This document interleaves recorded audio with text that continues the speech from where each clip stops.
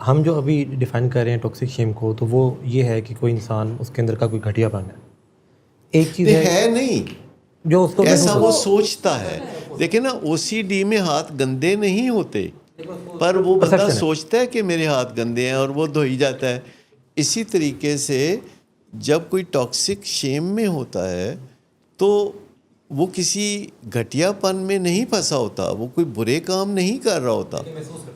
یہ ان لوگوں کے لیے ہے جو کہ کوئی برا کام نہیں کر رہے، وہ اپنی زندگی میں اپنے فرائض منصبی پورے کر رہے ہیں، اپنی ذمہ داریاں پوری کر رہے ہیں، کسی کو نقصان نہیں کر رہے، ترجیحات پہ عمل کر رہے ہیں، بات غور سے سنتے کرتے ہیں، دوسروں کے ساتھ لین دین میں برابر رہتے ہیں، سیکھتے سنورتے رہتے ہیں. اس کے باوجود وہ گھٹیا پن محسوس کرتے ہیں. جو گھٹیا ہوتے ہیں وہ محسوس نہیں کرتے، وہ محسوس نہیں کرتے، ان کا کوئی مسئلہ نہیں ہے. گرینڈیوسٹی ہے، یعنی یہ جو خبطِ خام عظمت. خواہ کا وسوسہ ہے، ہم اس کی بات کر رہے ہیں. جیسے یہ ہو گیا کہ کوئی انسان اپنے آپ کو محسوس کر رہا ہے کہ میں کوئی کمتر ہوں یا گھٹیا ہوں. ایک یہ ہے کہ کوئی انسان اس کو خبطِ عظمت ہے. اچھا، اب کیا یہ دونوں، یعنی یہ جب ذکر آتا ہے کہ یہ ٹاکسک شیم سے وہ چیز نکلتی ہے تو نہیں، خبطِ عظمت کی تو کئی وجوہات ہو سکتی ہیں. ٹاکسک شیم بھی اس کی ایک وجہ ہو سکتی ہے، لیکن خبطِ عظمت جو ہے کئی بیماریوں کی علامت ہے. جیسے بائیپولر ڈس آرڈر ہے تو خبطِ عظمت یا گرینڈیوسٹی اس کا بھی حصہ ہے. تو بیماریوں میں کئی پہلو آپس میں کامن بھی ہوتے ہیں، کئی پہلو علیحدہ علیحدہ بھی ہوتے ہیں.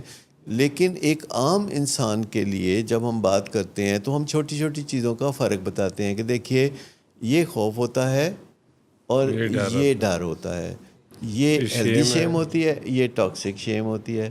یا ہم بولتے ہیں کہ اچھا یہ سمپتھی ہوتی ہے اور یہ ایمپتھی ہوتی ہے.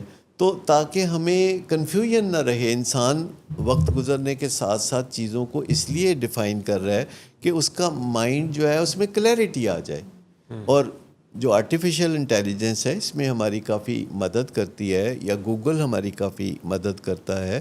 ہم بہت بلیسڈ ایج میں رہ رہے ہیں کہ جب ہمیں کہیں بھی کنفیوژن ہو لفظوں میں، اور اگر ہم جا کے دیکھتے ہیں، جیسے پہلے ہم ڈکشنری میں دیکھتے تھے تو وہاں سے مدد ملتی تھی، لیکن اب اگر کوئی لفظ ہے ہم گوگل پہ لگا دیتے ہیں تو وہ لفظ کہاں سے نکلا، اس کو کس نے کیسے استعمال کیا، اس کا کیسے استعمال ہوتے ہوتے شاعری میں کیا ہوا، تحریر میں کیا ہوا، اور اس کے ہم معنی لفظ کیا ہیں، اس کے مخالف لفظ کیا ہیں. تو یہ جو کمیونیکیشن کے ذرائع ہیں ان میں بڑا حسن پیدا ہو چکا ہے، اور اس سے ہم سب کو فائدہ اٹھانا چاہیے، کیونکہ ہماری جو زندگی کا معیار ہے وہ در حقیقت ہمارے ابلاغ کا معیار ہے کہ ہم بات چیت کیسے کرتے ہیں. کسی بھی بندے کی بات چیت کو آپ دیکھیں گے تو آپ کو اس کے ذہنی اطمینان اور اس کی خوشحالی کا پتہ چل جائے گا.